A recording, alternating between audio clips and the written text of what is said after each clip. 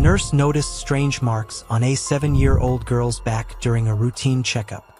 When she created a distraction to get the father out of the room, the child's whispered secret made her immediately call 911. The gray light of a May November filtered through the frosted windows of Bayside Community Clinic, casting long shadows across the worn linoleum floor. Olivia Fletcher tucked a strand of auburn hair behind her ear as she reviewed the day's patient schedule. 7 appointments before lunch, including a routine physical for Harper Bennett, the 7-year-old daughter of William Bennett, one of Oak Ridge's most prominent citizens. Olivia sipped her lukewarm coffee and sighed. Her 15 years as a pediatric nurse had taught her to see beyond the surface of things. Children's bodies told stories that their voices often couldn't or wouldn't. Some mornings, like today, the weight of that responsibility felt particularly heavy. "Rough night?" Dr. Thomas Reynolds asked as he passed, his white coat pristinely pressed despite the early hour. "Caleb had a math test. We were up until 11, Olivia replied, referring to her 15-year-old son. "He's struggling with algebra this semester. Single parenting isn't for the faint of heart," Reynolds said with a sympathetic nod. His eyes drifted to the schedule in her hand. "Ah, the Bennett appointment. William just donated new equipment to the pediatric wing at County General. Man's a godsend for this town." Olivia nodded noncommittally. William Bennett's generosity was legendary in Oak Ridge. Since his wife Rebecca's tragic death 3 years ago, a fatal fall down the stairs in their waterfront mansion, he channeled his grief into community philanthropy. New playground equipment at the elementary school, renovations to the public library, annual scholarships for graduating seniors, all while raising his daughter alone. A perfect picture of devoted fatherhood. Oak Ridge's golden widower. "I'd better get started on the Martinez twins," Olivia said, gathering her files. "Their mother swears they've caught every virus circulating in the kindergarten." By 11 o'clock, Olivia's feet ached and her patience was wearing thin. She'd handled 2 cases of strep throat, a sprained wrist, and a child who'd inserted a pea so far up his nostril that Dr. Reynolds had been called in for the extraction. She was reviewing Harper Bennett's file when the front desk called. "The Bennetts are here, Maggie," the receptionist announced. "And Mr. Bennett wants to know how long the appointment will take. He has a meeting at 1. "Tell him we'll be as efficient as possible," Olivia replied, studying the girl's chart. Harper was small for her age. Her immunizations were current, but her previous appointments noted she was quiet and reserved. Weight in the 20th percentile. Olivia frowned at a notation from 6 months ago. Multiple bruises on shins and forearms. Father reports patient is clumsy and falls often. The note was initialed by another nurse who'd since left the practice. Collecting her clipboard, Olivia stepped into the waiting room. "Harper," she called. A small figure rose from behind a magazine, her thin shoulders hunched forward beneath a navy blue wool coat. Harper Bennett had her mother's heart-shaped face and wide-set eyes. Olivia remembered Rebecca from community events before her death. The child's light brown hair was pulled back in a tight, immaculate braid, not a strand out of place. William Bennett stood beside his daughter, one hand resting on her shoulder. He was handsome in a polished way, his silver-flecked dark hair expertly cut, his camel hair coat speaking of money and taste.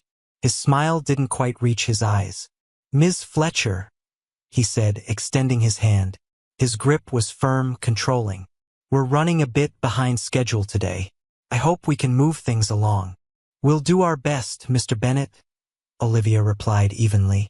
She crouched down to Harper's level. "Hello there. Do you remember me from your last checkup?"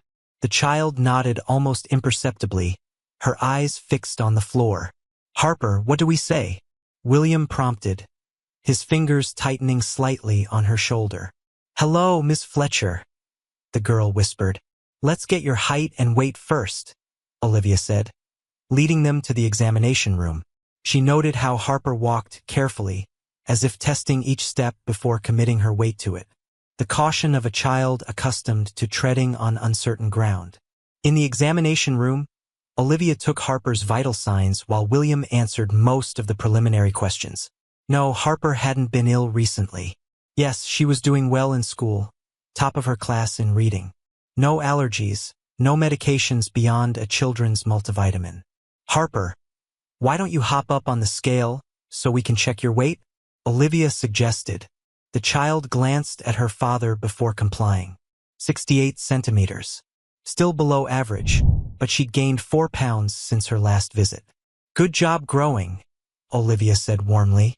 Now I need you to change into this gown so Dr. Reynolds can examine you properly. The opening goes in the back. I'll help her, William said quickly. I can do it, Daddy, Harper said, her voice barely audible. William's jaw tightened momentarily. All right, but be careful with your clothes. Fold them neatly. Mr. Bennett, while Harper changes, could I ask you to fill out this developmental questionnaire? Olivia held out a clipboard with forms. It helps us track her cognitive and emotional milestones. He hesitated, clearly reluctant to leave his daughter alone with the nurse. It will only take a minute, Olivia added. You can sit right outside the door if you'd prefer. Something flickered across William's face. Annoyance, perhaps, before his practiced smile returned. Of course. He took the clipboard and stepped into the hallway. As soon as the door closed, Olivia turned to Harper. Do you need help with your sweater? The child was already carefully removing her clothing, each garment folded with mechanical precision. The movements were practiced, adult-like in their meticulousness.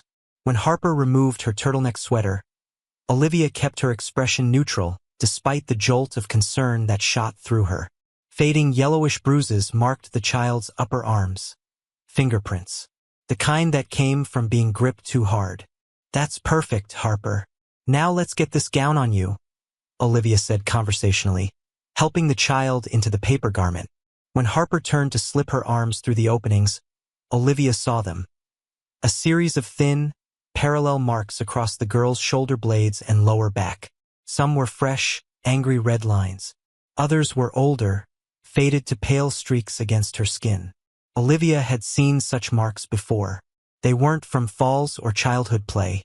They were methodical, controlled, the kind made by a belt or cord used with deliberate force. Keeping her voice steady, she asked, Harper, did you hurt your back recently? The child went completely still. No, ma'am. These marks here. Can you tell me how you got them? Harper's fingers clutched at the paper gown. I'm not supposed to talk about it. A knock at the door made them both start. Everything all right in there? William called, his voice pleasant but carrying an undercurrent of tension. Almost ready, Olivia called back. She needed more time. More importantly, she needed documentation. Harper, I'm going to have Dr. Reynolds look at these marks. Okay? But first, I need to take a quick photo for your medical record. Using the clinic's digital camera kept for documenting conditions, Olivia quickly photographed the child's back while continuing to speak in a calm, reassuring tone. You're being very brave, Harper. It's important that you always tell the truth to your doctors and nurses. We're here to help you. Is Daddy in trouble? Harper whispered, her voice trembling. Before Olivia could answer, the door began to open. William peered in, his expression carefully controlled. The questionnaire is complete.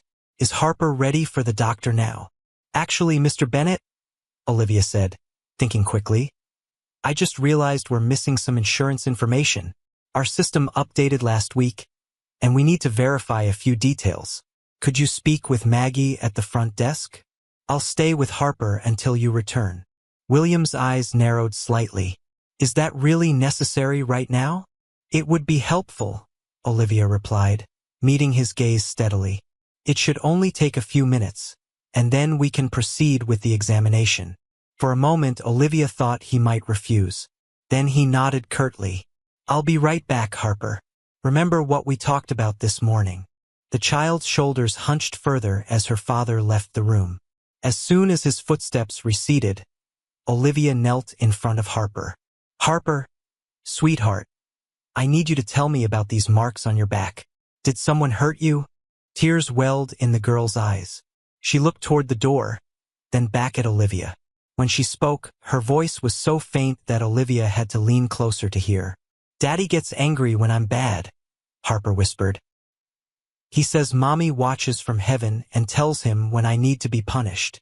Olivia felt a chill run through her. In her mind's eye, she saw another child, Zoe Miller, 4 years old, brought to the emergency room with accidental injuries. Injuries Olivia had documented but hadn't pushed hard enough to investigate. 2 months later, Zoe was dead, her tiny body broken beyond repair. Never again, Olivia had promised herself. Harper, listen to me, she said gently. No one should hurt you like this, not even your daddy. What he's doing is wrong. The child's eyes widened in fear. You can't tell him I said anything. He'll know I was bad again. You haven't been bad, Harper. You've been very, very brave. Olivia reached for the examination room phone. I need to call some people who can help make sure you're safe. As she dialed 911, Olivia kept her eyes on Harper, who sat perfectly still, her small hands folded in her lap. The dispatcher answered. This is Olivia Fletcher, pediatric nurse at Bayside Community Clinic, she said quietly. I need to report suspected child abuse. I have a 7-year-old female patient with visible injuries consistent with physical punishment. The alleged abuser is the father, who is currently in the building. The dispatcher asked several questions, which Olivia answered concisely, keeping her voice low. Officers are en route, the dispatcher finally confirmed. Please keep the child with you and do not confront the father. Olivia hung up and turned back to Harper, whose face had gone pale. Some police officers are coming to talk to us, she explained gently. They help children who are hurt. Daddy says police only take away bad children, Harper whispered. That's not true, sweetheart. Police help children who are in danger. Olivia heard footsteps in the hallway and tensed. Harper, no matter what happens next, I want you to remember that none of this is your fault. The door opened, and William Bennett stood in the threshold, his expression darkening as he took in his daughter's tearful face and Olivia's protective stance. What's going on here? He demanded. Mr. Bennett, Harper has some concerning injuries that we need to discuss, Olivia said, positioning herself between the man and his daughter. William's face flushed with anger. She bruises easily. It's a medical condition. These aren't bruises, Mr. Bennett. They're marks consistent with deliberate physical punishment.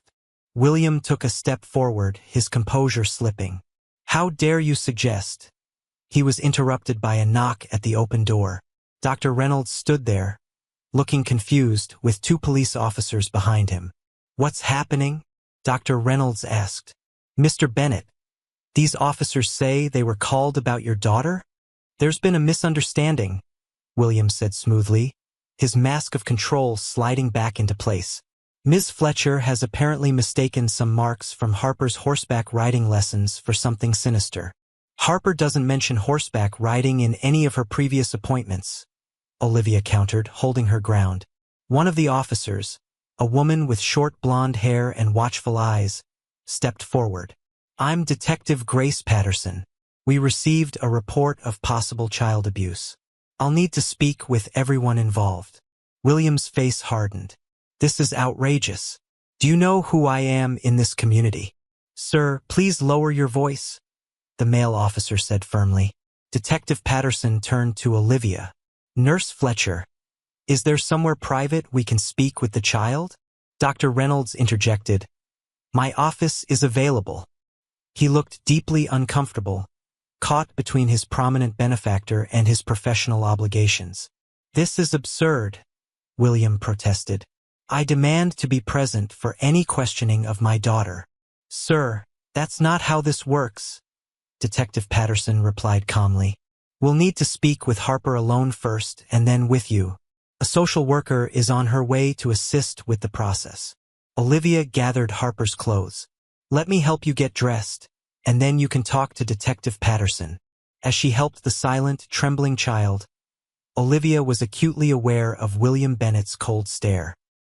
His carefully constructed facade had cracked, revealing something dark beneath the surface, something that sent a chill of recognition through her. She'd seen that same controlled rage in the faces of other abusers who believed their power made them untouchable. Later, in Dr. Reynolds' office, Harper sat curled in a large armchair while Detective Patterson gently questioned her. Olivia remained present at the child's request, offering silent support. "Harper, can you tell me about the marks on your back?" the detective asked. The child glanced at Olivia, who nodded encouragingly. "Sometimes I'm not good enough," Harper whispered. "Daddy has to correct me when I make mistakes." "What kind of mistakes?" Detective Patterson prompted. "If my room isn't clean enough, or if I spill something, or if I cry about mommy." Her voice grew even softer. "Daddy says big girls don't cry." Through careful questioning, Detective Patterson uncovered a pattern of escalating discipline that had begun after Rebecca Bennett's death 3 years earlier. The belt had been introduced 6 months ago, after Harper had accidentally broken one of her mother's figurines. By the time Harper finished speaking, a social worker named Jessica Wright had arrived. After a brief consultation with the officers and doctors, she explained to Harper that she would be staying with a special family for a few days while the adults sorted things out. "What about my daddy?" Harper asked, her small voice fearful. "Your father will be talking to us too," Jessica explained. "But right now, our job is to make sure you're safe." As Harper was led away by the social worker, Olivia felt the weight of her decision pressing down on her. Through the window of Dr. Reynolds' office, she could see William Bennett in the parking lot, gesturing angrily as he spoke to his lawyer on the phone. He looked up suddenly, catching her eye, and the cold promise in his gaze made her skin crawl. This wasn't over. It had only just begun. By evening, news of William Bennett's confrontation with police had spread throughout Oak Ridge. Olivia sat at her kitchen table, scrolling through local social media posts that were already taking sides. Many expressed shock and support for Harper. Others defended William, suggesting the allegations were exaggerated or that Olivia had overreacted. "Mom!" Caleb stood in the kitchen doorway, his lanky teenage frame silhouetted against the hallway light. "Is it true what they're saying? That you reported Mr. Bennett for beating his kid?" Olivia sighed, setting down her phone. "I reported what I saw, Caleb. I can't discuss the details. Taylor Bennett's posting stuff online, saying you're trying to ruin his uncle's life." Caleb shifted uncomfortably. "He's telling everyone you've got some kind of vendetta. Taylor is hurt and confused. His uncle is family." Olivia patted the chair beside her. "Sometimes doing the right thing isn't popular, Caleb." Her son sat, his worried eyes searching her face. "Are you going to get in trouble?" The question hung in the air, heavy with implications. Olivia thought of Zoe Miller, whose bruises she'd noted but hadn't fought hard enough to investigate further. The inquiry after Zoe's death had cleared her of professional negligence, but she'd never forgiven herself. "I don't know," she answered honestly. "But I do know I couldn't look away. Not again." Her phone rang, an unknown number. Warily, Olivia answered. "Is this the nurse who thinks she can destroy me?" William Bennett's voice was soft, controlled, and chilling. "You've made a serious mistake, Miss Fletcher. I've built this town. When I'm finished, you'll wish you'd never touched my daughter's file."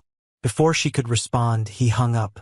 Caleb was watching her, his young face pinched with worry. "Mom? Who was that?" Olivia set the phone down carefully, her hand trembling slightly. "No one important," she lied, forcing a smile. "How about some dinner?" Later that night, after Caleb had gone to bed, Olivia sat alone in her darkened living room. She thought of Harper Bennett, sleeping in a strange home tonight, probably frightened and confused. She thought of William Bennett's threat and of the power he wielded in their small community. And she thought of Zoe Miller's funeral, where she'd stood in the back, watching a tiny white coffin being lowered into the ground, knowing she'd failed to prevent the unthinkable. "Not this time," Olivia whispered to the darkness. "Not this child." Outside, the November wind howled through the trees, rattling the windows of her small house like someone testing the locks, seeking a way in. The fluorescent lights of Bayside Community Clinic seemed harsher than usual as Olivia made her way down the corridor 1 week after Harper Bennett's fateful appointment. Conversations abruptly ceased as she passed the nurse's station. Familiar faces, Colleagues she'd worked alongside for years suddenly found paperwork that required their immediate attention. "Morning," Olivia said to no one in particular. 3 pairs of eyes glanced up, then quickly away. Only Maggie, the front desk receptionist, offered a tight smile. "Dr. Reynolds wants to see you in his office before you start your shift." "Thanks," Olivia replied, fighting the knot of anxiety tightening in her stomach. She'd spent the past week in a strange limbo. The initial flurry of activity following her report, police interviews, filing detailed statements, meetings with social services, had given way to an unsettling quiet. Harper had been placed with an emergency foster family while the investigation progressed. William Bennett, after a brief police interview, had been released without charges pending further evidence. Oakridge, meanwhile, had wasted no time choosing sides. Olivia knocked on Dr. Reynolds' door, straightening her scrubs and squaring her shoulders. "Come in," he called. The clinic director sat behind his desk, looking significantly older than he had a week ago. The local newspaper lay open before him, a headline visible from where Olivia stood: "Prominent developer fights false accusations." "Close the door, please," Reynolds said, not meeting her eyes. Olivia complied, then took a seat without being invited. "You wanted to see me?" Reynolds sighed, removing his glasses to pinch the bridge of his nose. This is difficult, Olivia. William Bennett has filed a formal complaint against you and the clinic. He's claiming defamation, professional misconduct, and emotional distress. I followed protocol exactly as outlined in our mandatory reporting guidelines," Olivia replied evenly. "Those marks weren't from horseback riding, Thomas. You saw the photographs." "I saw ambiguous markings that could have multiple explanations," he countered. "And I've since received documentation from Bennett's attorney showing Harper has a mild form of Ehlers-Danlos syndrome, which causes her to bruise easily. It was diagnosed last year by a specialist in Portland." Olivia leaned forward. "Those weren't bruises. They were welts, precise, parallel lines across her back. And Harper explicitly told me, a frightened, suggestible child who may have misinterpreted her father's actions or been led by your questioning." Reynolds interrupted. "I've reviewed your notes, Olivia. You created a situation where William was separated from his daughter, then questioned her alone, because he wouldn't let her speak for herself. You know that's a red flag." Reynolds pushed a file folder across his desk. "The board of directors has suggested you take a voluntary leave of absence while this is sorted out. With pay," he added quickly. "Just until the investigation is complete." Olivia stared at the folder but didn't touch it. "And if I refuse? Don't make this harder than it needs to be." Reynolds finally met her gaze. "Bennett has significant influence. The clinic receives substantial funding from his annual charity gala. We can't afford to protect a child from abuse." Olivia stood up, her chair scraping loudly against the floor. "Just say it, Thomas. The clinic can't afford to lose William Bennett's money." "That's unfair and you know it," Reynolds protested. "We have hundreds of children who depend on this clinic. We can't jeopardize their care based on one inconclusive examination." "There was nothing inconclusive about what I saw." Olivia's voice was steel. Reynolds' expression hardened. "Your judgment has been questioned before, Olivia. The Miller case." "Don't." The word came out as a whisper, but it landed with the force of a slap. "Don't you dare use Zoe to justify this." A heavy silence fell between them. Reynolds was the first to look away. 2 weeks of leave," he said finally. "We'll reevaluate then." Olivia picked up the folder. "I'll clear my locker." As she turned to leave, Reynolds called after her. "For what it's worth, I believe you think you're doing the right thing." She paused with her hand on the doorknob.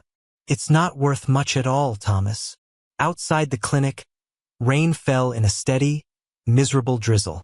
Olivia sat in her car, hands gripping the steering wheel so tightly her knuckles whitened. 2 weeks of leave. Or longer if William Bennett had his way. Her phone rang, displaying an unfamiliar number. Hesitantly, she answered. "Miss Fletcher? This is Detective Patterson." Olivia felt a flicker of hope. Have there been developments in Harper's case? That's why I'm calling, Patterson replied, her tone carefully neutral. Harper was interviewed again yesterday with a child psychologist present. She's recanted her earlier statement. The hope withered as quickly as it had bloomed. What? She says she made up stories because she was scared of getting in trouble for breaking a vase. Claims the marks on her back came from falling off a pony at her riding lessons. That's William talking, not Harper, Olivia protested. She's terrified of him. She's also missing him. Says she wants to go home. Patterson paused. The social worker is recommending Harper be returned to her father's custody by the end of the week. Jessica Wright? The one who barely spent 10 minutes evaluating Harper's case before declaring her initial statement inconsistent, that social worker. Ms. Fletcher, I understand your frustration, but no, you don't. Olivia cut her off. When that child is returned to her abuser and something worse happens, remember this conversation. Remember you had a chance to protect her. She ended the call, then pressed her forehead against the steering wheel, fighting back tears of anger and frustration. The system was failing Harper, just as it had failed Zoe Miller. Her phone chimed with a text message from Caleb. Coming home after school or staying at Dad's again tonight? Olivia closed her eyes briefly. She'd sent Caleb to stay with his father after the first threatening call from William Bennett. Better to have him safely away until things settled down. Home tonight, she texted back. Pizza for dinner? Sounds good, came the quick reply. Then, a moment later, hey Mom? Tyler keeps posting stuff about you on Snapchat. Really nasty stuff. Olivia sighed. Tyler Bennett was William's 16-year-old nephew, a junior at Oak Ridge High and a star basketball player. His family's connection to William had made Caleb a target. Just ignore him, she typed. See you tonight. Love you. Love you too. Olivia started her car, deciding to use her unexpected free time to visit the public library. If the official channels weren't taking Harper's case seriously, perhaps she needed to build a stronger case herself. The Oak Ridge Public Library occupied a stately Victorian building on Main Street, its oak doors bearing a brass plaque. Renovated through the generous support of the Bennett Family Foundation. Olivia grimaced at the irony. Inside, she sought out the newspaper archives, requesting microfilm copies of local papers from 3 years ago, the time of Rebecca Bennett's death. While waiting, she used one of the public computers to search for information on William Bennett's business dealings and personal history. Most results painted the expected picture. Successful real estate developer, philanthropist, dedicated father. But buried beneath the glowing profiles were hints of a different narrative. A former business partner who'd abruptly dissolved their relationship. Staff at his company who rarely lasted more than a year. A housekeeper who'd quit without notice shortly after Rebecca's death. Ms. Fletcher. Olivia looked up to find Martha Wilkins, the head librarian, standing beside her desk. Your microfilm is ready in the archives room, Martha said quietly. She hesitated, then added, I couldn't help noticing your search topics. I knew Rebecca Bennett. We were in the same book club. Olivia closed her browser window. What was she like? Martha glanced around to ensure they weren't overheard. Nervous, always checking her phone, worried about being late. She'd flinch at sudden movements. The librarian's eyes held meaning Olivia understood immediately. After she died, William donated a small fortune to renovate the library. Said it was because Rebecca loved books so much. Did she? I never once saw her check out a book, Martha replied. But I did see her researching divorce attorneys on that very computer a week before her accident. Before Olivia could reply, the library door opened, and William Bennett himself walked in. He nodded cordially to several patrons before his gaze landed on Olivia. His pleasant expression never faltered as he made his way toward her. Martha squeezed Olivia's shoulder once before hurrying away. Ms. Fletcher, William said smoothly, taking the seat opposite her. What a coincidence. I was just speaking with Dr. Reynolds about your situation. Mr. Bennett, Olivia acknowledged, keeping her voice steady. I have nothing to say to you. That's a pity. Because I have a proposition that might interest you. He leaned forward, lowering his voice. This unpleasantness could disappear very quickly. I withdraw my complaint, you admit to a regrettable misunderstanding, and we all move forward. Harper comes home, you keep your job, and the community heals. And the marks on your daughter's back? Do they just disappear too? William's smile remained fixed, but something cold flickered in his eyes. Harper has a medical condition. The specialist's report confirms it. Whatever else you think you saw was the product of an overactive imagination, perhaps driven by guilt over your previous mistake. The reference to Zoe Miller sent a chill through Olivia. He'd researched her. Of course he had. Why would I feel guilty about reporting legitimate concerns? She countered. That's my job. Your job. William nodded thoughtfully. Yes, a job you're quite passionate about. Passionate enough to overlook evidence that contradicts your theories. Like you did with the Miller child. His voice was soft, almost sympathetic. How devastating to lose your credibility twice. I doubt many clinics would hire a nurse with that record. The threat was clear. Olivia fought to keep her expression neutral. Are you finished? William stood, buttoning his expensive coat. Think about my offer, Ms. Fletcher. For everyone's sake. He paused. Especially your sons. Teens can be so vulnerable to social pressure. I understand Caleb's already having a difficult time at school. As he walked away, Olivia sat frozen, her hands trembling with anger and fear. William Bennett had just threatened her son, all while maintaining the demeanor of a concerned citizen having a friendly chat. She gathered her things and hurried to the archives room. Needing to finish her research before confronting William became unavoidable again. 2 hours later, Olivia left the library with a notebook full of information. Rebecca Bennett's death had indeed been ruled accidental, a fall down the stairs resulting in a fatal head injury. William had found her body upon returning from a business dinner. No witnesses, no evidence of foul play. But the newspaper accounts contained subtle inconsistencies.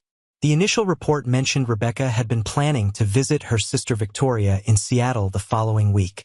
A later article quoted William saying Rebecca had canceled those plans because Harper had been ill. Yet the elementary school newsletter from that same week congratulated Harper on perfect attendance for the semester. Small discrepancies, perhaps, but they nagged at Olivia like a splinter beneath the skin. As she approached her car, she noticed something on the windshield. A folded piece of paper tucked under the wiper blade. Thinking it was a flyer, she reached for it absently. The word liar had been scratched into her car's hood, deep enough to pierce the paint. Heart pounding, Olivia unfolded the paper. Inside was a grainy photograph of Caleb walking through the high school parking lot, clearly taken that day. No message, none needed. The threat was implicit. With shaking hands, she called her ex-husband. Jack, I need you to pick up Caleb after basketball practice. Don't let him walk home. What's going on, Liv? Jack's voice held genuine concern despite their difficult history. I can't explain right now. Just please get him and keep him at your place tonight. Is this about the Bennett situation? People are talking. Just get our son, Jack. Please. After hanging up, Olivia sat in her damaged car, considering her options. Going to the police seemed futile. She had no proof William was behind the vandalism or the threatening photo. And in this town, William Bennett's word carried more weight than hers. She needed allies, and evidence that couldn't be dismissed. The next morning, Olivia drove to Portland, to the offices of the state's Child Protective Services. She'd requested a meeting with the regional supervisor, hoping to find someone outside William Bennett's sphere of influence. The meeting proved disappointing. Without new evidence, there was little they could do to prevent Harper's return to her father. The medical report about Ehlers-Danlos syndrome provided a plausible explanation for her bruising, and Harper's recantation undermined the initial concerns. But children recant all the time when they're afraid, Olivia argued, frustration evident in her voice. I understand your concerns, Ms. Fletcher, the supervisor replied. But we need more than intuition to keep a child from her only parent. Driving back to Oak Ridge, Olivia felt the walls closing in. She tried working within the system, only to find the system itself was part of the problem. Too many cases, too few resources, and the path of least resistance was to accept William's version of events. Her phone rang as she approached the town limits. A local number she didn't recognize. "Hello, is this Olivia Fletcher?" A woman's voice, hesitant and slightly accented. "Yes, who's calling?" "My name is Maria Rodriguez. I worked for the Bennetts as their housekeeper. For 3 years, until after Mrs. Bennett died." The woman paused. "I heard what's happening with Harper. I have information, but I can't talk on the phone." They arranged to meet at a diner on the outskirts of town, where they were less likely to be seen together. Maria arrived wearing sunglasses and a headscarf despite the overcast day. "I shouldn't be doing this," she said immediately, sliding into the booth across from Olivia. "But I can't sleep since I heard about Harper. Whatever you can tell me might help protect her," Olivia encouraged. Maria removed her sunglasses, revealing dark eyes shadowed with worry. "I left because of what I saw. The way Mr. Bennett treated his wife. Controlling her every move, checking her phone, timing her errands. If dinner wasn't perfect," she made a sharp gesture with her hand. "He never hit her where it would show. But I heard things at night. Mrs. Bennett crying. Did you ever see him hurt Harper?" "Not then. Harper was just a baby, 4 years old when I worked there. He was cold with her but not cruel. That changed after Mrs. Bennett died. He became stricter with Harper. Once, I saw him grab her arm so hard she cried out. When I tried to intervene, he fired me." "Did you report what you saw?" Maria looked down. "I needed the reference for another job, and he threatened to report me for stealing if I said anything bad about him. I have family depending on me." Olivia reached across the table, squeezing the woman's hand. "You're brave to come forward now. I heard he's getting Harper back this week." Maria's eyes filled with tears. That child was so afraid of disappointing him, always trying to be perfect even at 4 years old. No child should live that way. "Would you be willing to make a statement to Detective Patterson? Your testimony about the pattern of behavior could make a difference." Maria hesitated, then nodded slowly. "For Harper, yes, but I'm afraid." "I know," Olivia said softly. "So am I." By the time Olivia returned home that evening, she felt a fragile sense of hope. Maria's statement might not be enough on its own, but combined with the information she'd gathered about Rebecca's death and Martha Wilkins' observations, patterns were emerging. Patterns that might convince Detective Patterson to look deeper before closing Harper's case. The house was dark when she pulled into the driveway. Jack had agreed to keep Caleb another night, despite their son's protests. Better safe than sorry, given the threatening photo. Olivia was searching for her house key when she noticed the door was slightly ajar. She froze, instantly alert. She always locked up, especially lately. Backing away slowly, she returned to her car and called the police. "Someone's broken into my home," she reported quietly. "I'm not inside. I'm waiting in my car." While waiting for officers to arrive, she texted Detective Patterson. "Someone's in my house. Patrol officers coming. This isn't a coincidence." The response came quickly. "Stay put. On my way." 15 minutes later, 2 patrol officers emerged from Olivia's house with a teenager between them. Tyler Bennett, William's nephew. "Found him trying to leave through the back door," one officer explained. "Claims he was just pulling a prank." Tyler glared at Olivia, his young face twisted with hostility. "My uncle didn't do anything to that kid. You're just making trouble because you're a lonely, bitter—" "That's enough," Detective Patterson interrupted, arriving on the scene. "What were you doing in Ms. Fletcher's house, Tyler?" "Just leaving a message," the boy muttered. Patterson nodded to one of the officers, who held up an evidence bag containing a can of red spray paint.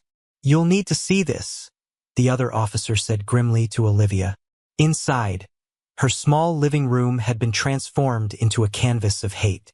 Red paint covered the walls with a single word repeated over and over. Liar. Family photographs had been smashed, the glass ground into the carpet. On the coffee table lay printed copies of news articles about Zoe Miller's death. Olivia stood in the center of the destruction, a strange calm settling over her.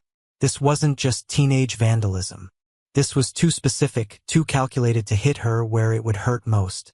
"Tyler didn't plan this alone," she said to Patterson. "This is William's message. He's telling me he can reach me anywhere, even in my home." Patterson surveyed the damage. "That's a serious accusation, Ms. Fletcher." "Look at this." Olivia pointed to the articles about Zoe. "Tyler Bennett is 16 years old. He wouldn't know about a case from 5 years ago unless someone told him where to look, what to find. We'll question him," Patterson promised. "In the meantime, is there somewhere else you can stay tonight?" Olivia thought of Jack and Caleb's cramped apartment, of the spare rooms of friends who were now keeping their distance. "I'll figure something out. I can have an officer drive past periodically through the night if you stay," Patterson offered. "I appreciate that," Olivia replied, though she doubted it would make much difference. William Bennett had made his point. He could get to her whenever he wanted. After the officers left with Tyler, taking photographs and evidence, Olivia began the grim work of cleaning up. She was sweeping broken glass when her phone rang. "Hello, Ms. Fletcher? This is Victoria Bennett, Rebecca's sister." The voice was crisp, decisive.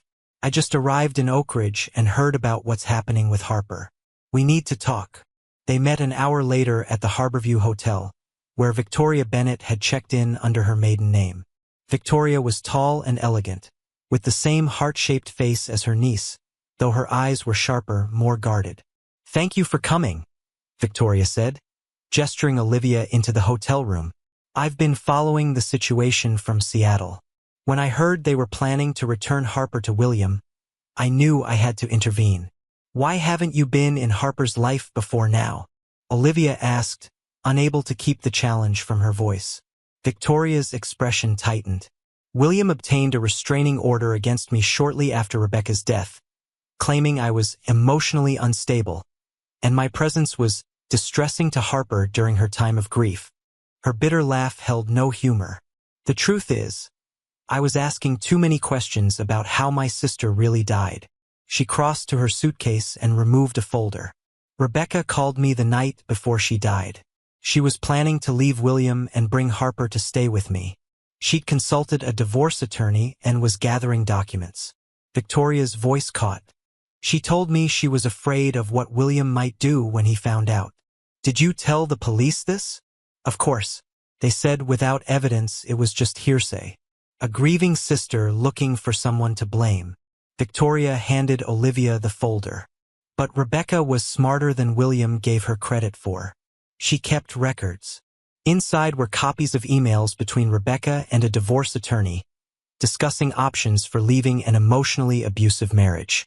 There were also photographs, Rebecca's arms displaying faint bruises similar to the ones Olivia had seen on Harper, and a journal entry dated 1 week before her death.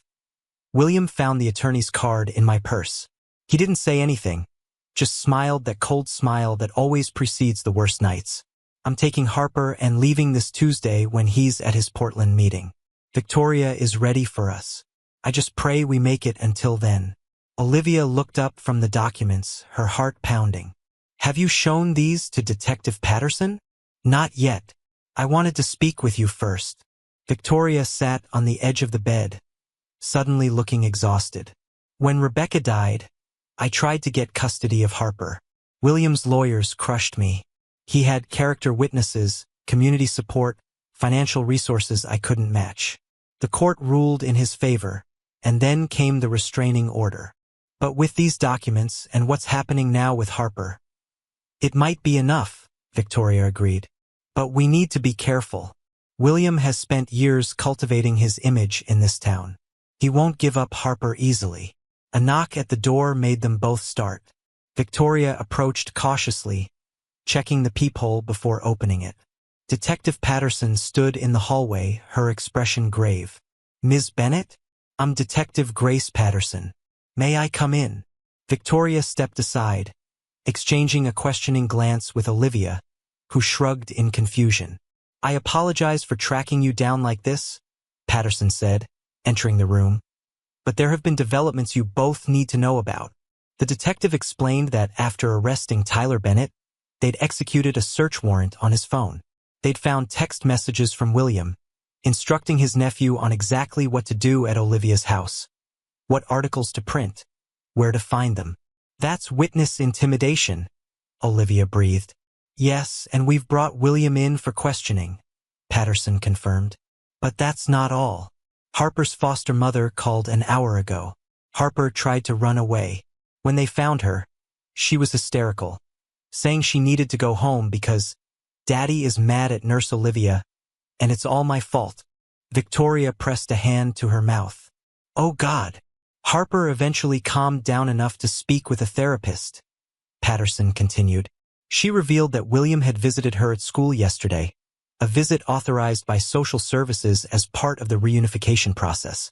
He told her that if she didn't tell everyone she had made up stories about being hurt, he would make sure something bad happened to the nurse who had tried to help her." Olivia felt a chill run through her. "He used me to threaten her." "Harper's therapist believes she's now ready to tell the truth about the abuse," Patterson said.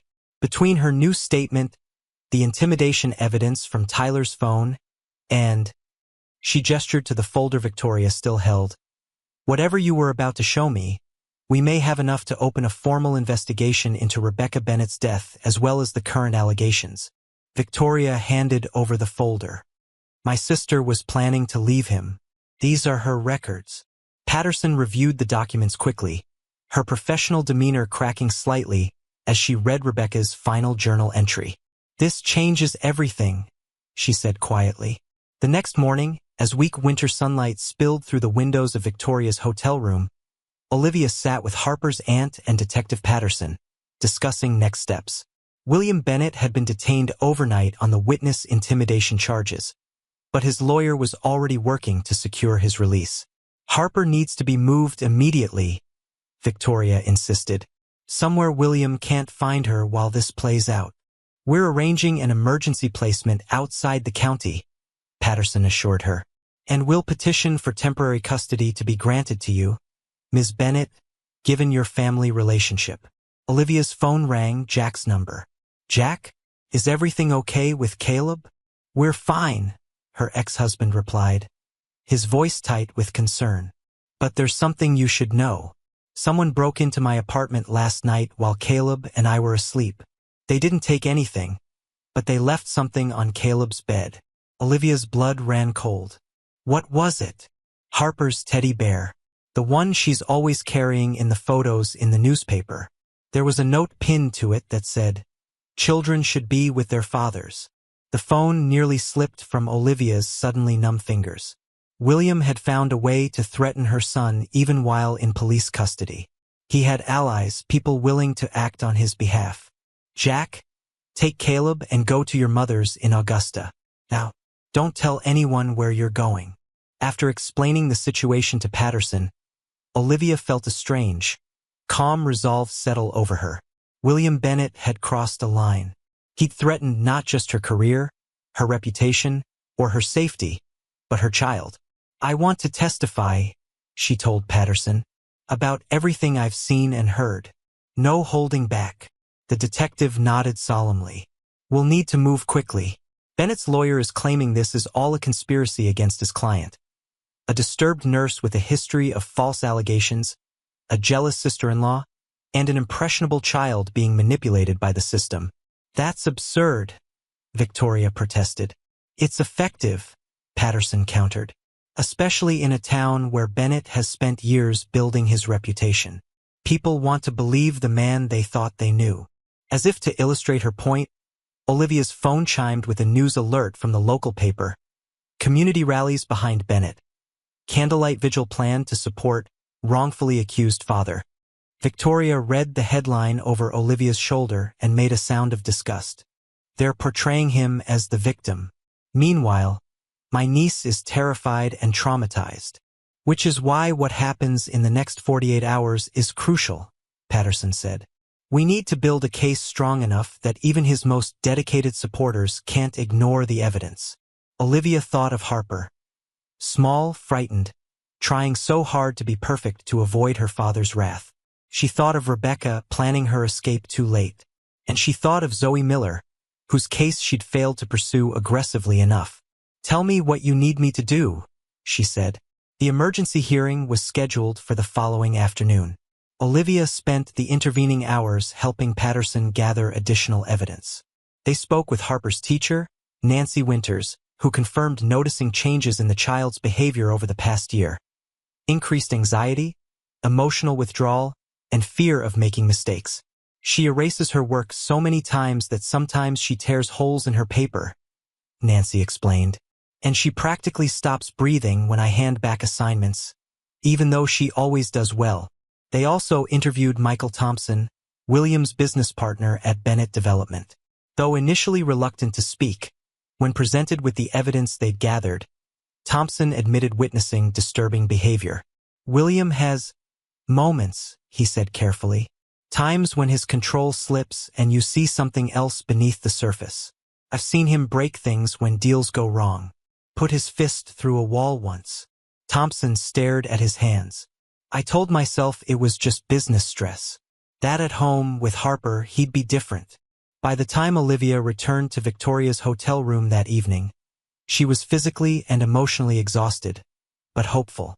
Their case was growing stronger. William remained in custody after his lawyer's bail application had been denied due to the witness intimidation evidence. Victoria was on the phone when Olivia arrived, her face pale. She ended the call quickly. "What's wrong?" Olivia asked. "That was my lawyer. William's legal team has filed an emergency motion claiming I'm mentally unstable and attempting to manipulate Harper due to an obsessive grief disorder over my sister's death." Victoria's laugh was brittle. "Apparently, they found a psychologist willing to testify that I've fabricated the abuse allegations as part of a delusion. But that's ridiculous. You weren't even involved until after Harper's case was opened. Facts don't matter as much as perception. And William has spent years shaping how people perceive him, and by extension, anyone who opposes him." Victoria paced the room. "My lawyer thinks they're going to bring up my history of depression after Rebecca died, along with the therapy I underwent. They'll twist it to make me seem like an unreliable witness." Olivia sank onto the edge of the bed. "He's thought of everything, hasn't he?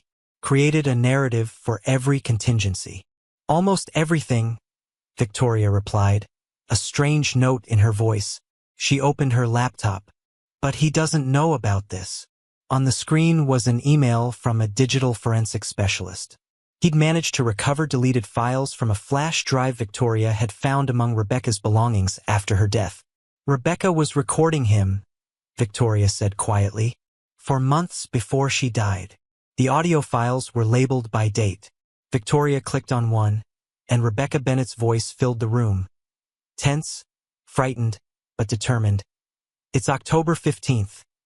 William lost a development deal today. When he came home, he blamed me for not properly ironing his lucky shirt. He grabbed my arm so hard it left marks, then told me to cover them before the charity dinner tomorrow. Harper saw everything. When she started crying, he locked her in her room for 2 hours, saying she needed to learn emotional control."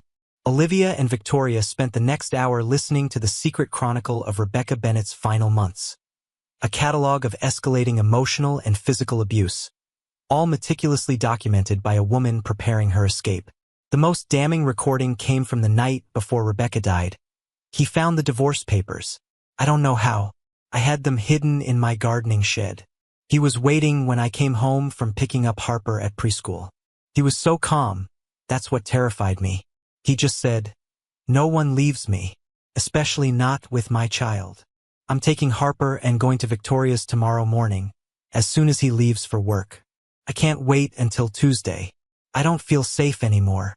In the background, Harper's voice could be heard calling for her mother. "I have to go," Rebecca whispered. "If anything happens to me, please let my sister know the truth. And please, someone protect my daughter." Victoria wiped tears from her face as the recording ended. This was her dead man's switch. She knew the risks she was taking. "We need to get these to Patterson immediately," Olivia said. already reaching for her phone. As she dialed, she felt a weight lifting. William Bennett might have spent years crafting his public persona, might have the resources to buy support and silence opposition, but Rebecca had found the one thing that could cut through his carefully constructed facade. His own voice, his own actions in his own home.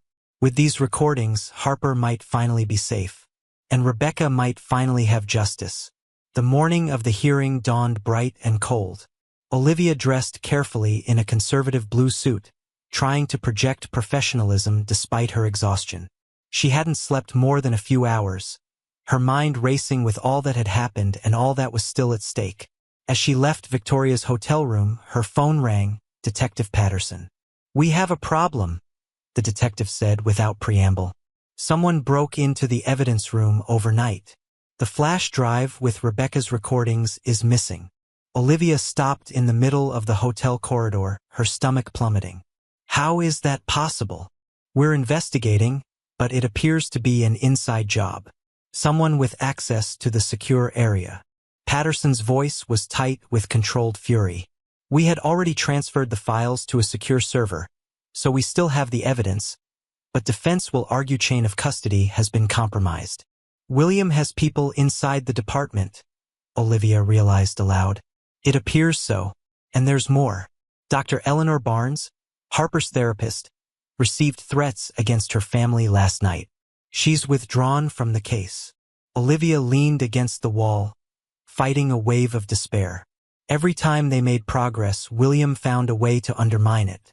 "The hearing is still on," Patterson continued, "but be prepared. It's going to be ugly." The Oak Ridge County Courthouse was divided even before the proceedings began. On one side of the marble hallway stood supporters of William Bennett, many wearing blue ribbons with the words, "Bring Harper home." On the opposite side, a smaller group had gathered, people who believed Harper's story, believed Olivia. Olivia was surprised to see Maggie from the clinic among them, along with Martha Wilkins from the library. Olivia was stunned to see Dr. Reynolds as well, standing awkwardly apart from both groups, his expression troubled. Victoria met her at the courthouse steps, accompanied by her attorney, a steely-eyed woman named Diane Blackwell.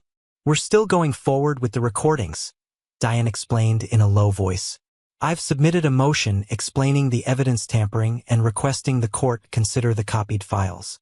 It's a long shot, but we have to try." Inside the courtroom, William Bennett was already seated at the defense table, impeccably dressed in a charcoal suit that probably cost more than Olivia made in a month. He didn't turn when they entered, but Olivia could sense his awareness of their presence. Judge Howard Finley, a stern man in his 60s with a reputation for running a tight courtroom, called the proceeding to order. "This is an emergency hearing to determine temporary custody arrangements for Harper Bennett," he announced. "I understand there are serious allegations being made against the father, William Bennett, and counterclaims of fabrication and manipulation. I'll hear from all parties, but I remind everyone that the welfare of the child is the court's only concern." William's attorney, James Cordell, presented their case first, painting William as a devoted single father being persecuted by an overzealous nurse with a troubled professional history and a vindictive sister-in-law seeking to replace him in Harper's life. "The medical evidence clearly shows Harper Bennett suffers from Ehlers-Danlos syndrome, which causes her to bruise easily," Cordell argued smoothly. "Ms. Fletcher either negligently or deliberately misinterpreted these marks as signs of abuse, causing tremendous trauma to both Harper and her father." When Olivia was called to testify, she felt the weight of the entire courtroom's attention. William's supporters glared openly, while others watched with wary uncertainty. "Ms. Fletcher," Cordell began his cross-examination, "isn't it true that 5 years ago, you were involved in a case where you failed to properly identify and report suspected abuse, resulting in the death of 4-year-old Zoe Miller?" Olivia took a deep breath. "I documented my concerns about Zoe's injuries, but I failed to push hard enough for an investigation. I've carried that regret every day since." "And isn't it possible that your overzealous response to Harper Bennett's case was driven by guilt over your previous failure? That you saw abuse where none existed because you were determined not to make the same mistake twice?" "No," Olivia replied firmly. The marks on Harper's back were not from Ehlers-Danlos syndrome. They were deliberate injuries inflicted with an object like a belt or cord. And Harper herself confirmed this. A frightened child who later recanted, Cordell countered. A child who admits she made up stories because she was afraid of getting in trouble for breaking a vase. A child who recanted after her father threatened her. Olivia shot back. Harper told her therapist that William warned her something bad would happen to me if she didn't change her story. Cordell smiled thinly. Hearsay, Your Honor. Miss Fletcher, Judge Finley interjected. Do you have any evidence beyond your own observations to support these serious allegations?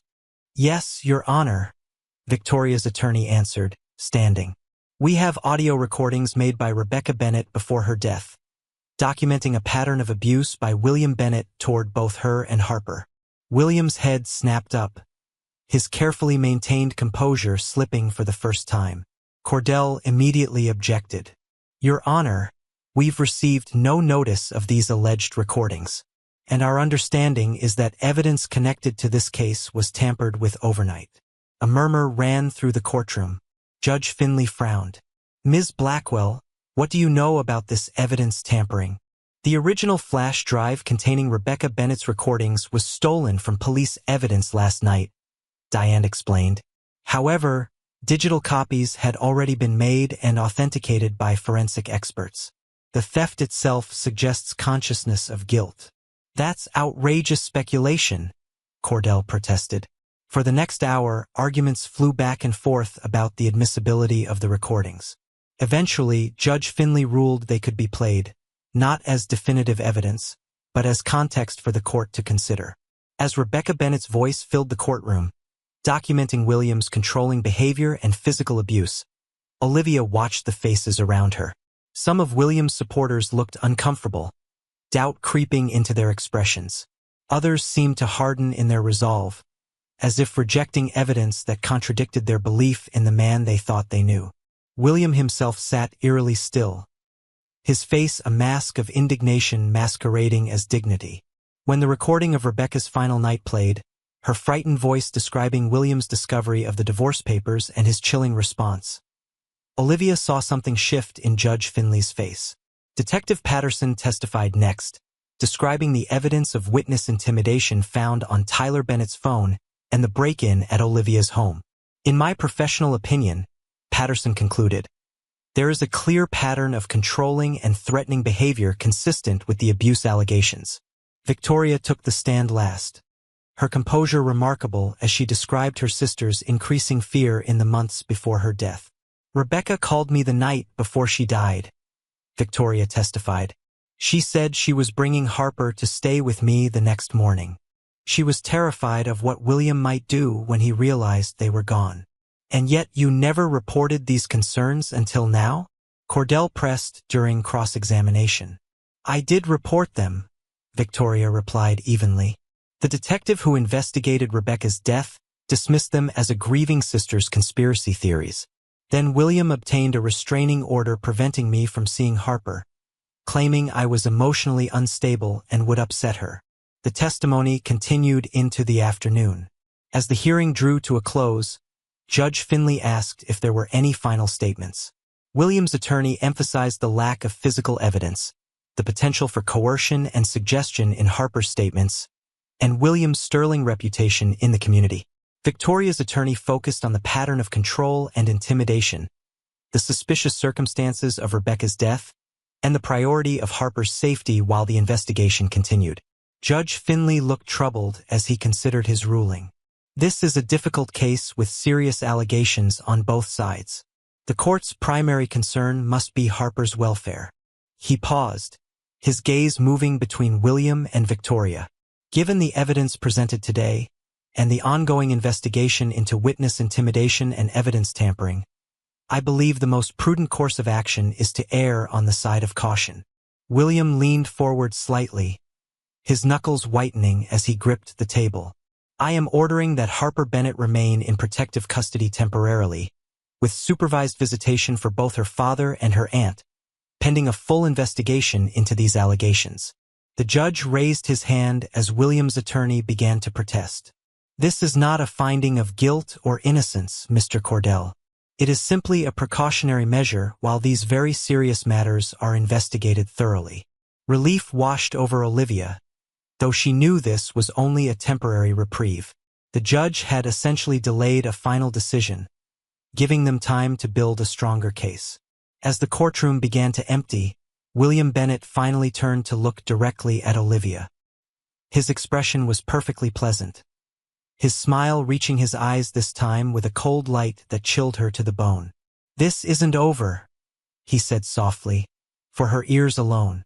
"Not by a long shot." Outside the courthouse, a light snow had begun to fall, dusting the stone steps with white. Olivia stood with Victoria and Detective Patterson, discussing next steps.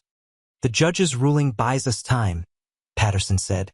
"But we need to move quickly. Bennett has resources and connections we're only beginning to understand." Victoria nodded grimly. "My lawyer thinks he'll appeal the ruling immediately, and he'll definitely escalate the attacks on our credibility." "What about Harper?" Olivia asked. "Where will she stay during all this?" "We've arranged for her to be placed with a foster family outside the county," Patterson explained. "Their identity and location will be kept confidential." Olivia was about to respond when she noticed Dr. Reynolds approaching hesitantly. The clinic director looked uncomfortable, glancing over his shoulder at the crowd of Bennett supporters watching from across the street. "May I speak with you, Olivia?"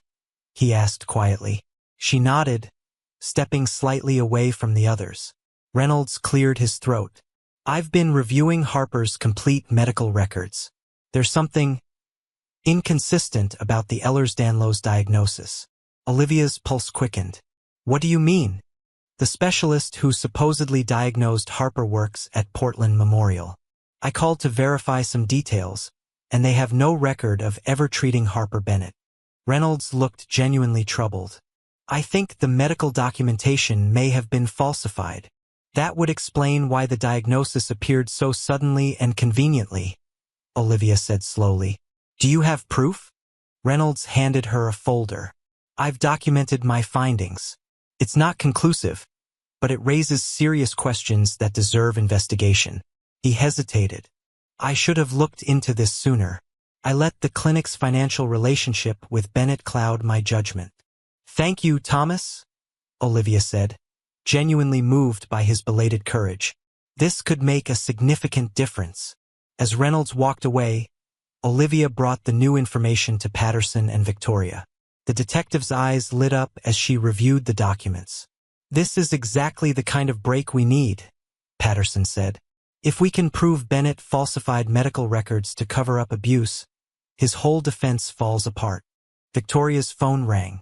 She answered, listened briefly, then ended the call with a shocked expression. "That was my lawyer," she said. "Williams appealing the ruling as expected. But there's something else." She took a deep breath. "He's filed for an emergency psychiatric evaluation of Harper, claiming she's experiencing delusions and paranoia induced by traumatic separation from her father. He's trying to discredit her testimony before she can speak to a judge directly," Olivia realized aloud. "There's more," Victoria continued grimly. "He's named you, Olivia, as someone who should be barred from all contact with Harper, claiming you've engaged in psychological manipulation of a vulnerable child." Patterson shook her head in disgust. "Classic abuser tactics. When evidence mounts against them, they try to control the narrative by pathologizing their victims and isolating them from support." "What do we do now?" Olivia asked, feeling the momentary victory of the judge's ruling slipping away. "We keep fighting," Victoria said firmly. "My sister died trying to protect Harper from this man. I won't let her down again." As they talked, Olivia noticed a small figure watching them from a car across the street. Michael Thompson, William's business partner. Their eyes met briefly before he quickly drove away. "I think," Olivia said slowly, "we might have another potential ally, someone who knows William's true nature better than most." The snow fell harder as they made plans, a white curtain gradually obscuring the courthouse where Harper's fate would ultimately be decided. Somewhere in a foster home outside the county, A 7-year-old girl was waiting to learn whether courage would be rewarded or punished, whether speaking the truth about monsters would set her free or return her to their keeping. Olivia thought of Harper's whispered confession in the examination room, of Rebecca's desperate recordings, of her own promise after Zoe Miller's death. Different women, different children, connected by the same thread of frightened courage. "No matter what William does next," she said quietly, "we won't let Harper down." Victoria squeezed her hand, a gesture of solidarity between two women who had glimpsed the darkness behind William Bennett's perfect facade and refused to look away. The final battle for Harper's safety, and perhaps justice for her mother, was just beginning. The 2 weeks following the emergency hearing passed in a blur of legal maneuvers, threats, and small victories. William Bennett's appeal had been denied, keeping Harper in protective custody, but his campaign to discredit Olivia and Victoria intensified with each passing day. Olivia stood at her kitchen window, watching the December rain turn to sleet against the glass. Her house felt different now, violated by the break-in, tainted by the hatred scrawled across her walls. Even though she'd repainted, she could still see the word liar bleeding through like a ghostly accusation. Her phone chimed with a text from Caleb. "Can I come home yet?" Her heart ached. Caleb was still staying with Jack at his mother's house in Augusta, missing school, friends, his normal life. "Not yet, sweetheart," she replied. "Just a little longer." She didn't tell him about the dead bird she'd found on her doorstep that morning, its neck broken, a child's hair ribbon-tied around its lifeless body. Another message from William or one of his supporters. Another reason to keep her son away. The doorbell rang, startling her. She approached cautiously, peering through the peephole to see Detective Patterson standing on her porch, collar turned up against the sleet. "Thanks for coming," Olivia said, letting her in. "I know you're taking a risk being seen here." Patterson removed her wet coat.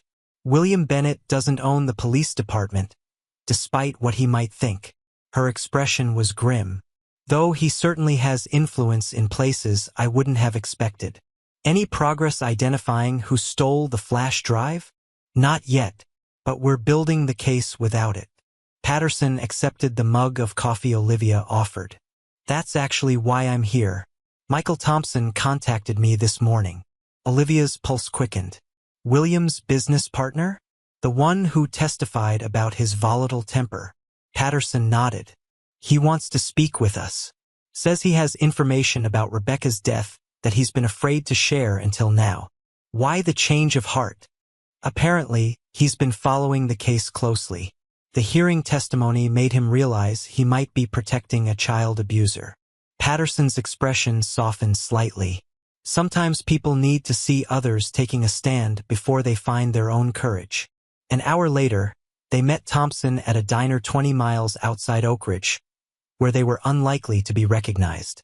The businessman looked haggard, with dark circles under his eyes and a nervous habit of checking over his shoulder every few minutes. "I should have come forward 3 years ago," he began without preamble. "But William convinced me it was an accident, and I wanted to believe him." "What happened the night Rebecca died?" Patterson asked gently. Thompson stared into his untouched coffee. "William and I had a business dinner in Portland that night, or that was the plan. But he canceled at the last minute, said he needed to handle something at home." His hands trembled slightly. "The next morning, he called to tell me Rebecca had fallen down the stairs." He sounded calm. Too calm. "Did you know Rebecca was planning to leave him?" Olivia asked. Thompson nodded slowly. "She came to me about a week before, asking if I could help her access some of her investment funds without William finding out. She was scared." He took a ragged breath. "William called me the evening before she died. He was furious, said he'd found divorce papers. He kept saying, 'She thinks she can take my daughter? She thinks she can just walk away?'" Patterson leaned forward. "Are you willing to testify to this?" "Yes." Thompson's voice strengthened. "There's more. After Rebecca died, William asked me to confirm his alibi, to tell police we'd been together at the business dinner. I did it. I've been living with that lie for 3 years." As they left the diner, Patterson looked more hopeful than Olivia had seen her in days. "This could be the breakthrough we need." Combined with Victoria's evidence and the recordings, we might have enough for an arrest warrant. Will Harper have to testify? Olivia asked, the question that had been weighing on her mind. Eventually, yes, but we'll make it as gentle as possible. Patterson hesitated. There's something else you should know. William's lawyers are pushing hard for Harper's psychiatric evaluation. They found a doctor willing to suggest her statements are the result of manipulation and suggestion. Dr. Reynolds' evidence about the falsified medical records is compelling but not conclusive. Williams claiming Reynolds has joined your vendetta because of romantic interest. Patterson grimaced. It's a ridiculous claim, but it muddies the waters. Olivia felt the familiar weight of frustration settling on her shoulders. He's always one step ahead. Not always, Patterson replied. The hearing didn't go his way, and now we have Thompson's testimony. William Bennett is not invincible. The following day, Olivia met with Victoria and Diane Blackwell at the latter's law office to prepare for the next court appearance. The psychiatric evaluation of Harper had been scheduled for the end of the week, and they needed a strategy to ensure it was conducted fairly. The good news, Diane explained, is that the judge has agreed to appoint an independent evaluator from outside the county, rather than the psychiatrist Williams' team suggested. And the bad news? Victoria asked. Williams' attorneys are demanding he be present during the evaluation. They're claiming he has a right to know what his daughter is saying about him. Olivia shook her head in disbelief. That would completely intimidate her. She'd never speak freely with him there. Exactly why they want it, Diane confirmed. We're fighting it, of course. But the office door burst open, and Diane's assistant rushed in, her face pale. Turn on the news. Channel 6. They crowded around the small television in the corner of the office. The local news was showing live footage of the Oak Ridge County Courthouse, where police cruisers and an ambulance were parked haphazardly on the front steps. Details are still emerging, the reporter was saying, but we can confirm there was an incident during a supervised visitation between William Bennett and his daughter Harper. Sources tell us the child became severely distressed and attempted to flee the courthouse before collapsing. Mr. Bennett is currently being questioned by police. Victoria's hands flew to her mouth. Harper, we need to get to the hospital. Olivia was already grabbing her coat, her heart pounding with fear and a terrible sense of validation. She'd known William would eventually show his true nature when pushed far enough. At Oak Ridge Memorial Hospital, they found Detective Patterson outside the pediatric ward, deep in conversation with a doctor. She broke off when she saw them approaching. What happened? Victoria demanded. Is Harper all right? Physically, yes, Patterson assured them. She's sedated now, but the doctor says she's stable. What triggered this? Olivia asked. Patterson's expression darkened. William had his first supervised visitation today. According to the social worker present, everything seemed fine initially. They were drawing pictures together. Then William whispered something to Harper when the social worker stepped away briefly to take a phone call. Whatever he said caused Harper to panic. She tried to run from the room and collapsed in the hallway, hyperventilating. What did he say to her? Victoria pressed. Harper hasn't been able to tell us yet. But before she was sedated, she was repeating one phrase over and over. Don't hurt Nurse Olivia. I'll be good. Olivia felt a chill run through her. He threatened me to control her again. The social worker is giving her statement now, Patterson continued. She admits she shouldn't have left them alone, even for a moment. William is claiming Harper misunderstood something innocent, he said, that her reaction shows she's unstable. Unstable? Victoria's voice rose in outrage. She's terrified because her father is threatening the one person who tried to help her. A nurse appeared at the ward doors. Ms. Bennett? Harper's awake and asking for you. Victoria hurried inside, while Olivia remained with Patterson. What happens now? Olivia asked quietly. William's visitation privileges have been suspended pending investigation, Patterson replied. But his legal team is already spinning this as evidence of Harper's emotional fragility and blaming it on her separation from her father. They're claiming the very trauma he caused proves she should be returned to him, Olivia said bitterly. It's perverse. Patterson nodded. Classic abuser logic. But there's a silver lining. The judge has witnessed the aftermath of William's interaction with Harper firsthand. It's harder to dismiss her fear as manipulation when you've seen it with your own eyes. 2 hours later, Victoria emerged from Harper's room, her expression troubled but determined. Harper told me what William said to her, she reported. He showed her a drawing of a house with smoke coming from it and told her that if she said bad things about him to the doctors or the judge, he would make sure Olivia's house caught fire while she was sleeping. Olivia felt her blood run cold. He specifically threatened to burn down my house? He was careful with his words. Said it as a story about a nurse who told lies and what happened to her. But the message was clear, especially to a 7-year-old. Patterson's jaw tightened. That's witness intimidation through a child. I'm going to push for his visitation to be permanently revoked. Victoria hesitated. There's something else. Harper's asking to see Olivia. Me? Olivia was surprised. Is that allowed? I cleared it with her doctor, Victoria explained. She's worried about you. Needs to see you're okay. Stepping into Harper's hospital room, Olivia was struck by how small the child looked in the adult-sized bed. Harper's face lit up when she saw Olivia, relief flooding her features. You're not hurt, she whispered. Olivia approached the bed carefully, sitting in the chair beside it. I'm perfectly fine, Harper. No one has hurt me. The child studied her face intently, as if looking for evidence of injuries. Daddy said. Your daddy was trying to frighten you, Olivia said gently. Sometimes adults say scary things that aren't true because they want to control how others behave. Harper's small hand reached for Olivia's. I got scared and couldn't breathe. That happens sometimes when we're very frightened. The doctors call it a panic attack. Am I in trouble for running away? Not at all, Olivia assured her. You were trying to protect yourself. That was very brave. Harper's eyes filled with tears. I don't want to see Daddy again. He gets so angry when no one's watching. He says if I tell, no one will believe me because he's important and I'm just a little girl. Olivia squeezed her hand gently. I believe you, Harper. Detective Patterson believes you. Your Aunt Victoria believes you.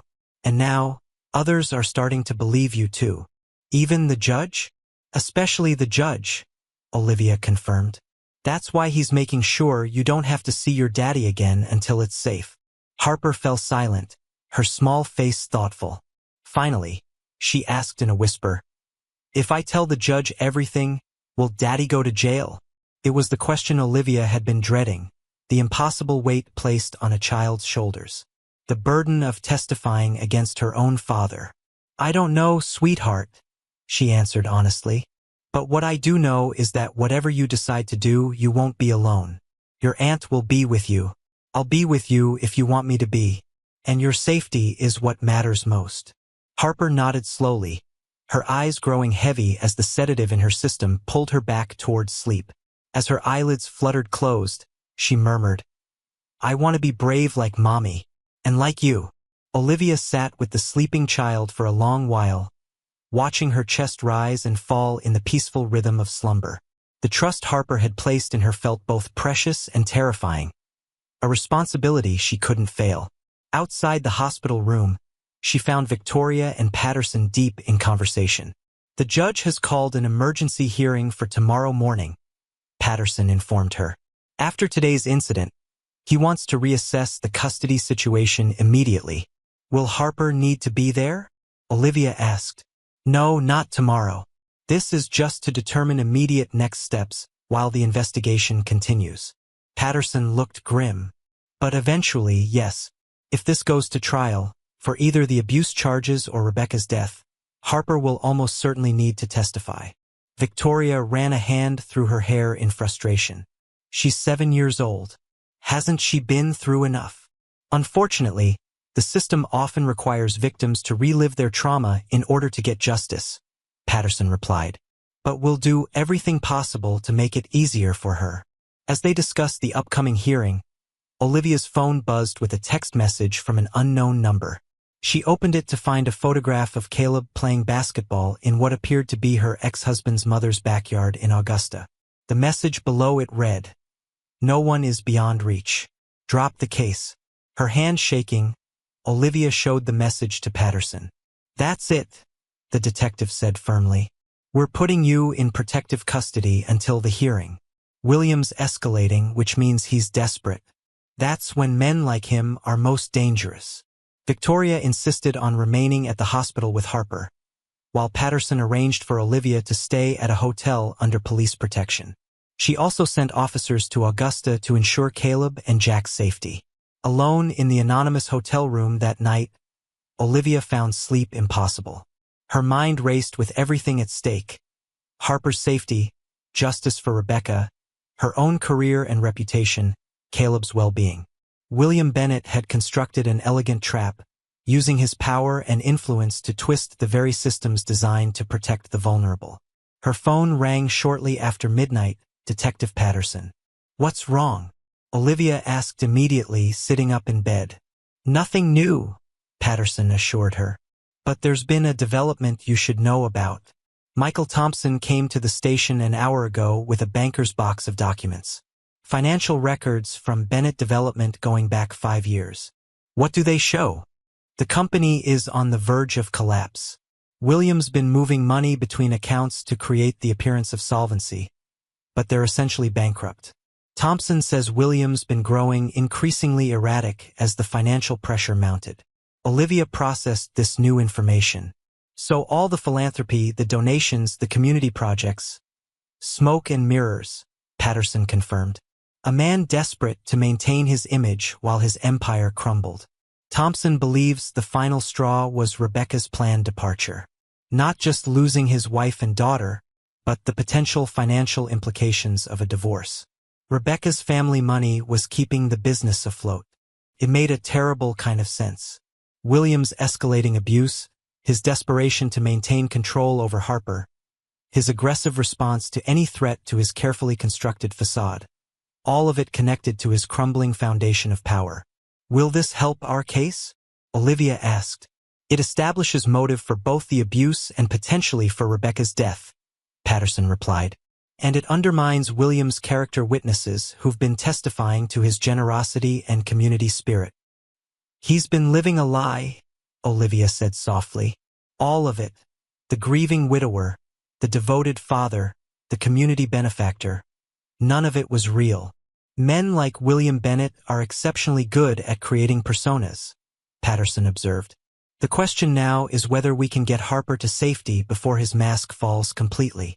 The emergency hearing the next morning was closed to the public, with only the judge, attorneys, and key witnesses present.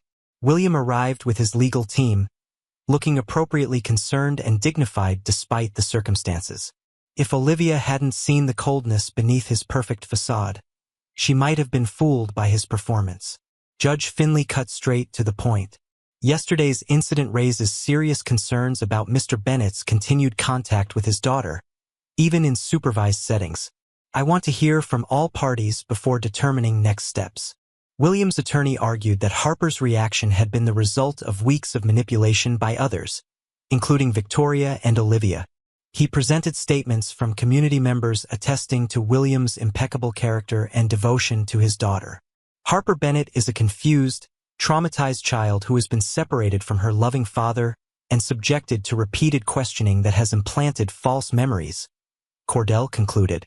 "The sooner she is returned to Mr. Bennett's care, the sooner her healing can begin." Victoria's attorney presented the hospital records from Harper's panic attack, the social worker's statement about William whispering to Harper, and Harper's own description of the threat against Olivia. "This child is terrified of her father," Diane argued, "not because of manipulation by others, but because of her own experiences." Yesterday, William Bennett demonstrated exactly why Harper fears him, using threats and intimidation to silence her, even under supervision. Detective Patterson testified about the ongoing investigation, including the new financial evidence and Thompson's revised statement about the night of Rebecca's death. Throughout the proceedings, William maintained his composure, though Olivia noticed a muscle twitching in his jaw whenever Rebecca's name was mentioned. His careful facade was beginning to show hairline cracks. When Olivia took the stand, Cordell's cross-examination was brutal. He portrayed her as obsessed with redeeming herself after the Miller case, willing to destroy a family to assuage her own guilt.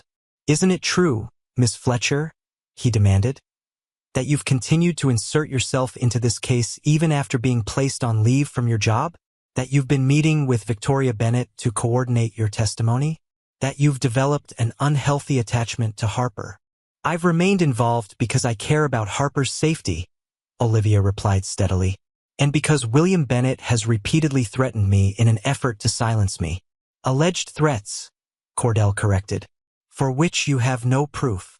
"I have the word liar carved into my car and painted on my walls," Olivia countered. "I have a photograph sent to my phone showing my son at his grandmother's house in Augusta, a location that was supposed to be secret. I have a dead bird left on my doorstep with a child's hair ribbon tied around it." A murmur ran through the small courtroom.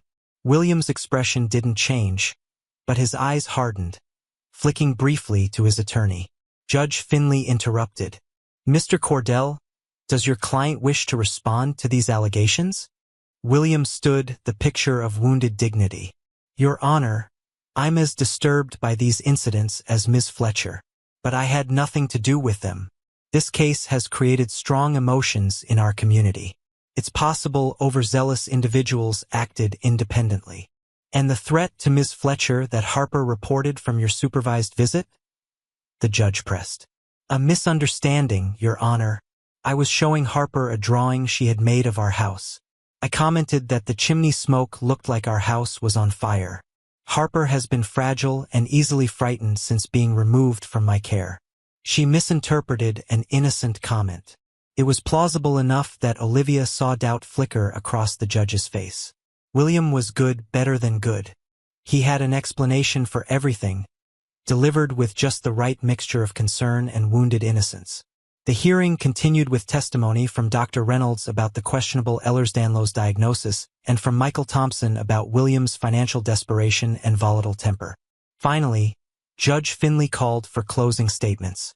Both attorneys reiterated their positions, William's team emphasizing the lack of definitive evidence and the harm being done to Harper by prolonged separation from her father. Victoria's side focusing on the pattern of threatening behavior and the priority of Harper's safety. "Before I make my determination," Judge Finley said, "is there anything else the court should consider?" Victoria's attorney stood. "Yes, Your Honor. Harper Bennett has requested to speak directly to the court. She understands the seriousness of these proceedings and feels strongly that her voice should be heard." William's mask slipped for an instant, shock and fury flashing across his features before he controlled them. "Your Honor, this is highly irregular," Cordell protested. "The child has been hospitalized for emotional distress. Subjecting her to these proceedings would be traumatic." "I've spoken with Harper's doctors," Diane countered. "They believe she is stable enough to make a brief statement if she wishes to do so. And Harper herself has been quite adamant." Judge Finley considered for a moment. "I'll speak with Harper in my chambers, with only court-appointed representatives present. No attorneys, no family members." William leaned forward. "Your Honor, as her father, I have the right—" "Not in this circumstance, Mr. Bennett," the judge interrupted firmly. "Given the nature of the allegations, I believe it's in Harper's best interest to speak freely without your presence." The court recessed while arrangements were made to bring Harper from the hospital.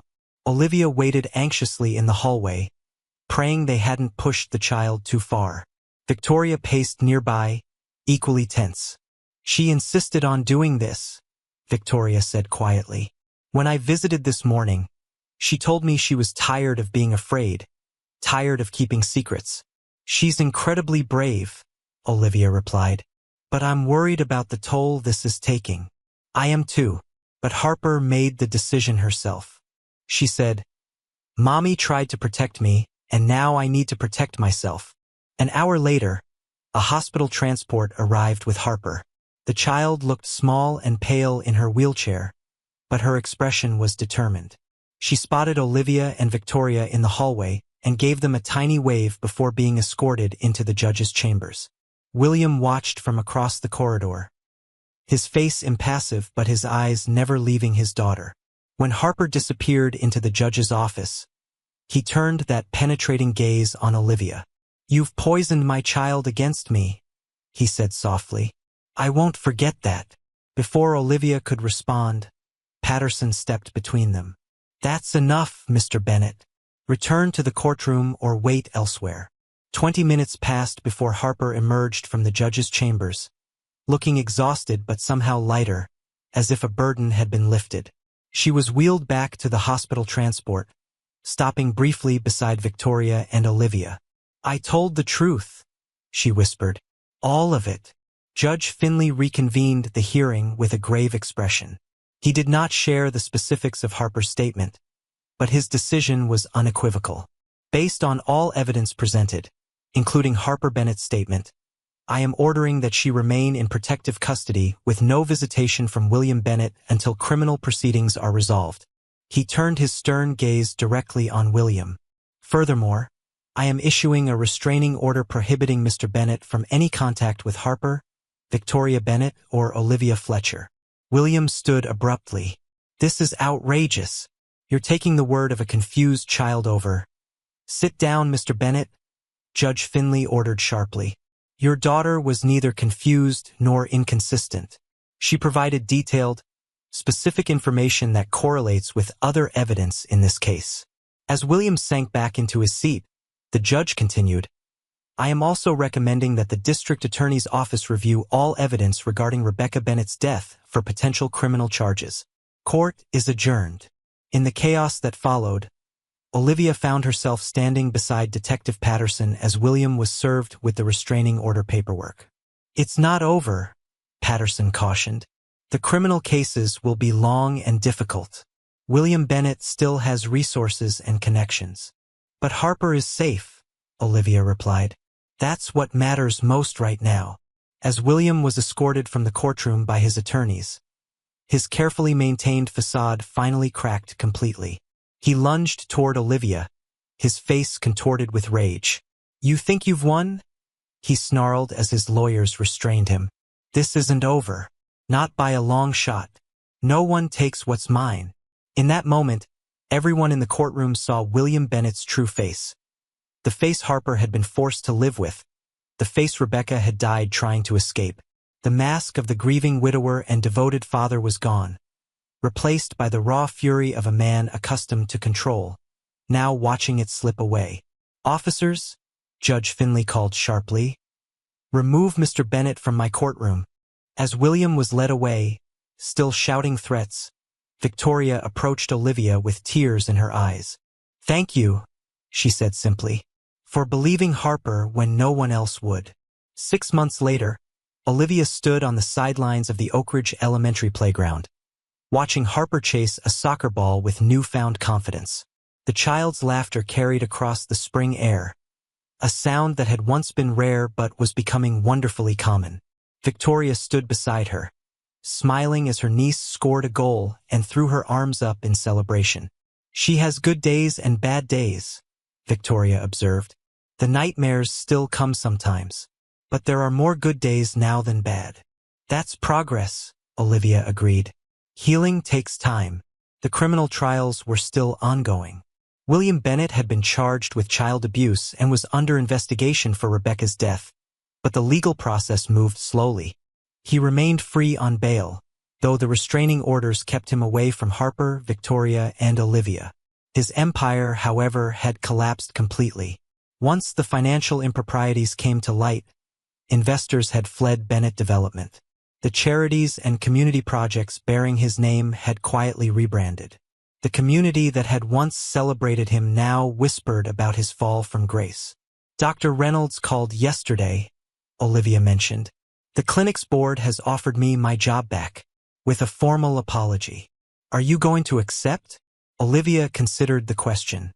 She'd spent the past months working with a child advocacy center in Portland, helping develop better protocols for identifying and reporting suspected abuse.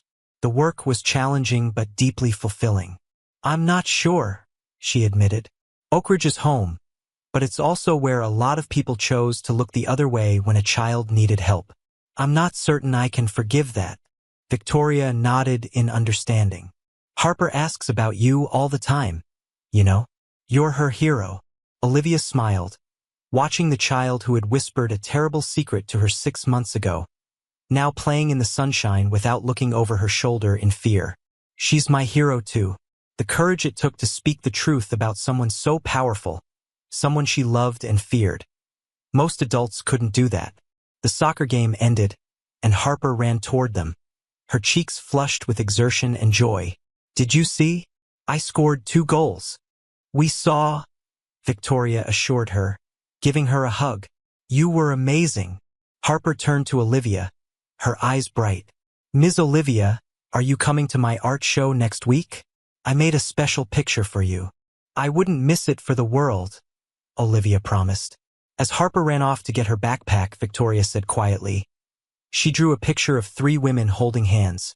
Rebecca, you, and me. She calls it, My Protectors. Olivia felt tears prick her eyes. She protected herself in the end, by finding the courage to speak. Because you listened, Victoria replied. Sometimes that's all it takes. One person willing to hear the whisper beneath the silence. Harper returned, slipping her small hand into Olivia's as they walked to the parking lot. In the distance, Olivia could see Caleb waiting by her car, kicking a stone idly.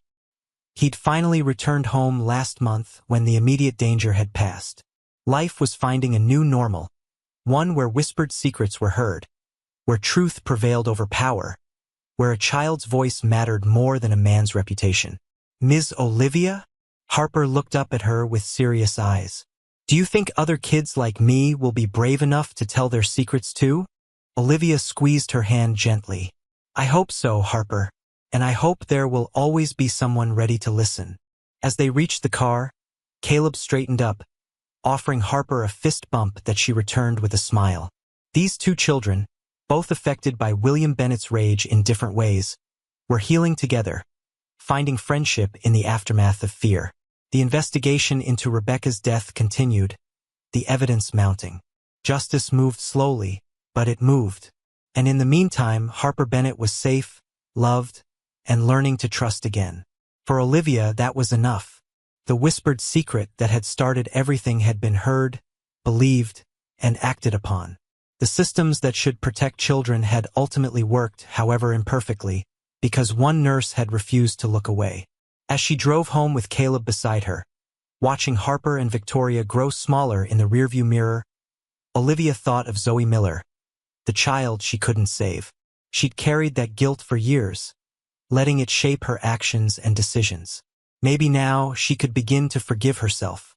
Not forget, never forget, but perhaps find peace in knowing that this time, she'd made the difference. This time, a child's whisper had been loud enough to be heard.